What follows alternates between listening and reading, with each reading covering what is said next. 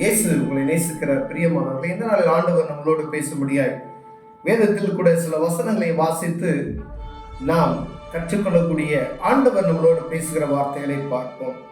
அது யோவான் புஸ்தகம் 21வது அதிகாரம் 2வது வசனம்.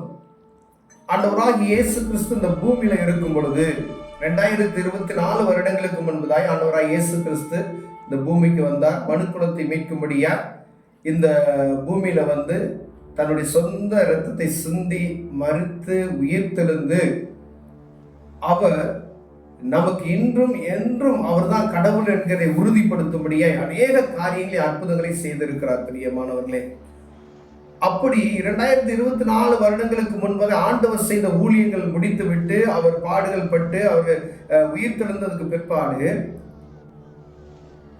6 சீடர்களை குறிக்கப்பட்டிருக்கிறாங்க. பாருங்க, சீமோன் பேதுருவும் திதிமு எனப்பட்ட தோமாவும் கலிலேயா நாட்டில் உள்ள கானா ஊரானாகிய நாத்தான்வேலும் செபதேவின் குமாரனும் அவருடைய சீசரில் வேறு 2 பேரும் கூடியிருக்கும் போது, இந்த முன் அதிகாரத்தில் நீங்க வாசித்து பார்த்தீங்கன்னா பேதுரு சொல்றாரு, மீன் பிடிக்க போகிறேன் வருகிறீர்களான்னு கேட்குறேன். எல்லாருமே ஒரு கூட்டமாக கூடுறாங்க. ஒரு 6 பேர் இவங்கெல்லாம் சேர்ந்து என்ன செய்றாங்க, 6 பேர் மீன் பிடிக்கிறதுக்கு ஒரு போட் எடுத்துட்டு கடலுக்கு போயிடுறாங்க. இயேசு கிறிஸ்து உயிர்த்தெழுந்து அவர்களுக்கு தரிசனமாகிற அந்த நாள்.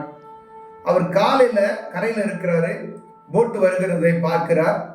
அவர்கிட்ட சீசர்கிட்ட ஆண்டவர் கேட்கிறார், பிள்ளைகளை புசிக்கிறதுக்கு ஏதாவது இருக்குதா அப்படின்னு சொல்லி இயேசு கிறிஸ்து சீசர்கிட்ட கேட்கிறாங்க. அப்ப அவர் ஒன்றும் இல்லை என்று சொல்லுகிறார்கள். அப்படின்னா வலது பக்கம் வளையும். நாங்கள் முழுதும் பிரயாசப்பட்டோம் அப்படின்னா, இரவு முழுதும் அவங்க பிரயாசப்படுறாங்க. இரவு முழுதும் கண் விழித்து ஒன்றும் இல்லைன்னு சொல்லி நினைச்சுறாங்க. காலையில் வராங்க. இப்பயும் அப்படிதான் நம்ம நடக்கிறோம். பார்த்தீங்களா, எல்லாம் மீனவர்களாக இருக்கிறோம். மீனவர்கள் போயிட்டு இரவெல்லாம் பிரயாசப்படும், காலையிலேருந்து சாயந்தரம் கடல் தொழில் அவ்வளோ கஷ்டப்பட்டு ஒன்றும் இல்லை என்று சொல்லி வரும்பொழுது எவ்வளோ மனவேதனையாக இருக்கும் நமக்கு தெரியும். கடல் தொழில் எவ்வளோ கஷ்டமான தொழில். ஆனால் ஆண்டவர் ஒரு குறிப்பிட்ட நபர்களை சீசர்களாய் பிரித்தெடுத்ததுக்கு ஒரு நோக்கம் உண்டு. 2024 வருடங்களுக்கு முன்புதான் இயேசு கிறிஸ்து தன்னுடைய 12 சீசர்களை தேர்ந்தெடுக்கும் பொழுது கடற்கரையில வலைப்பழுது பார்க்கிறவரையும் அவருடைய போட்டு வைத்திருந்த எல்லாத்தையும் கூப்பிடுறாரு. ஃபர்ஸ்ட் ஹெல்ப் பண்ணது பார்த்தீங்கன்னா சுவிசேஷ ஊழியத்துக்கு மீனவர் தான். அவர் சுவிசேஷத்தை அறிவிக்கும்படியே கடற்கரைக்கு செல்கிறார். ஜனங்கள் கூடுகிறார்கள். அப்ப போட்டு ஒருத்தர் கொடுத்து என்ன செய்ய உதவுகிறார்.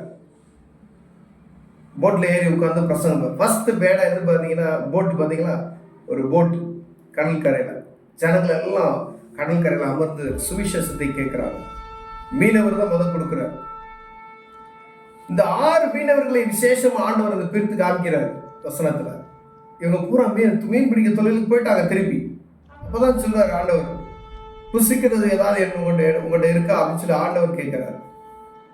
அவர்கள் உணர்ந்து கொள்ளும்படியாய் மீண்டுமாய் இயேசு கிறிஸ்து கூட இருந்த சீசர்கள், அவர் அற்புதத்தை பார்த்தவர்கள், அவர்கள் உணர்ந்து கொள்ளும்படியா உயிர்த்தெழுந்து அவர்களுக்கு தரிசனமாகும் பொழுது அவர்களை மீண்டும் அந்த கிறிஸ்துவின் பணியில தீவிரப்படுவதற்கு அவர்களுக்கு உதவி செய்யும்படியாய் ஆண்டவர் அவர்களோடு பேசுவதற்காக மீண்டும் அவர்கள் தரிசனமானார்.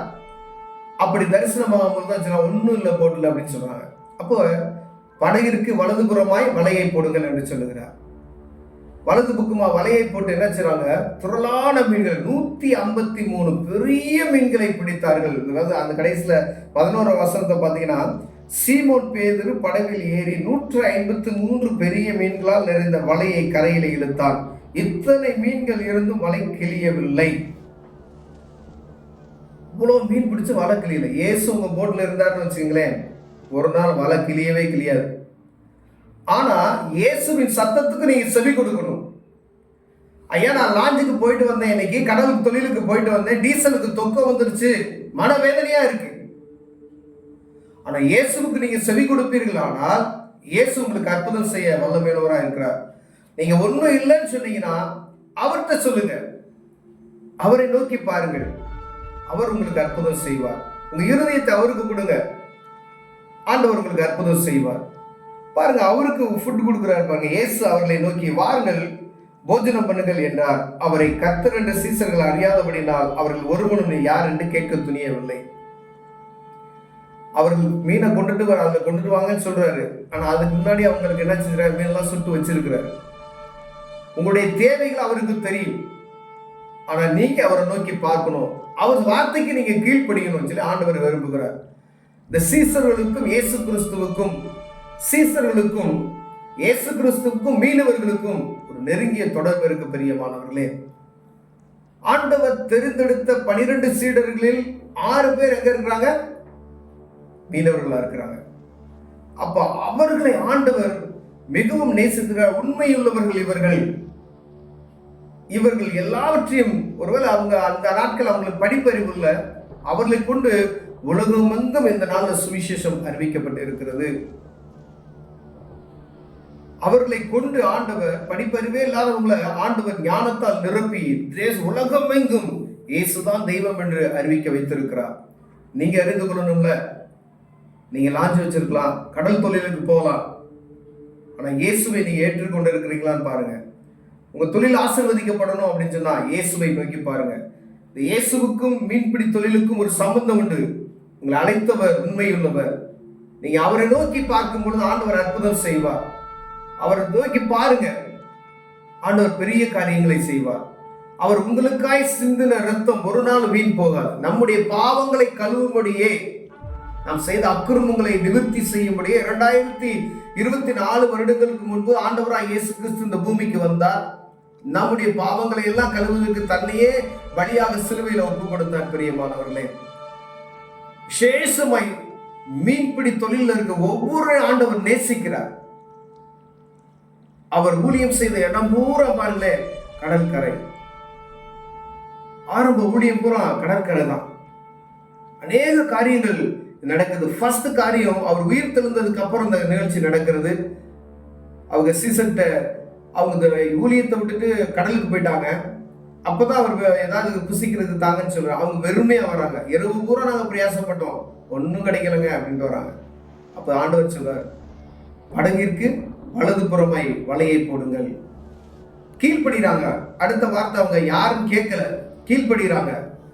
மீன் அகப்பட்டதுமே அவர் கிறிஸ்து என்று ஒருத்தர் சொல்றான். பேதுரு தண்ணிக்குள்ள விழுகிறார்.